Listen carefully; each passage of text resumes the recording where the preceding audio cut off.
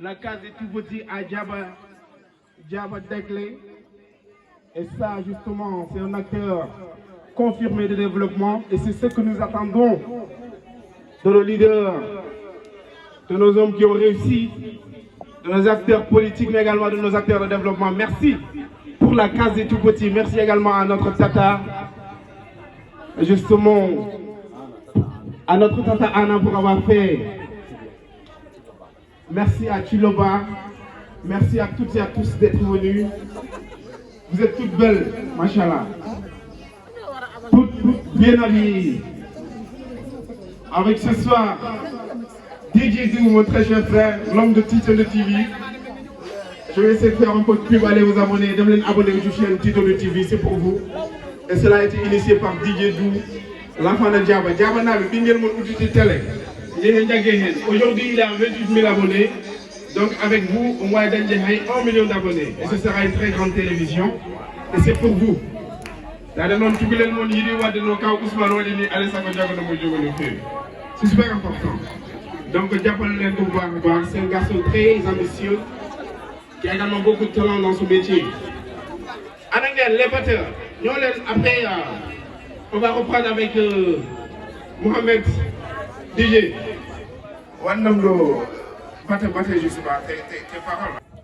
eyi ko noon tigi rigui nde tawno so tawi pulago haalama toroɓe kaale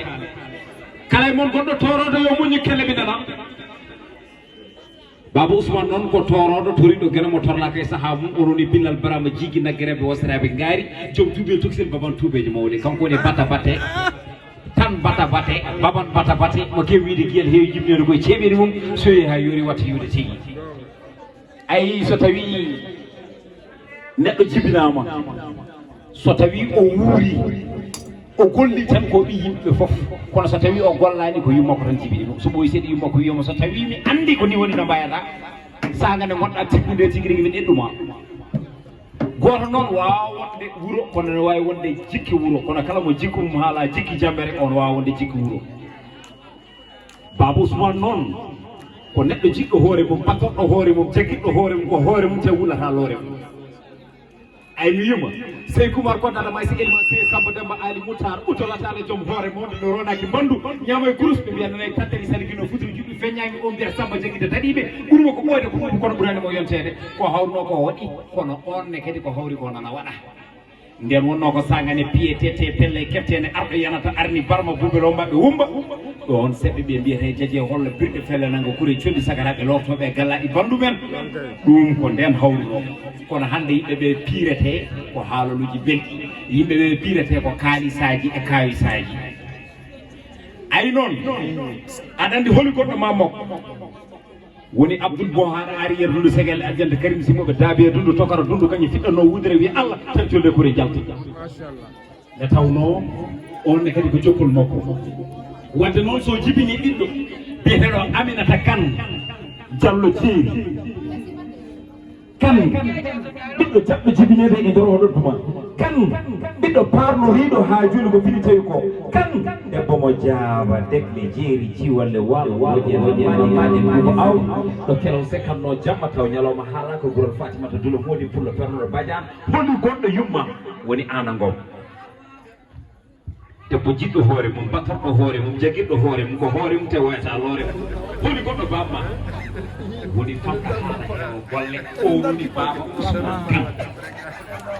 wadde noon ɗum yoni teddugal ɗum yoni tigui rigui ha joni wonde neɗɗo kono noon kan moye so goto kan nga bëgg kan ngay holde reetan kan ngay xool ngay am mbetti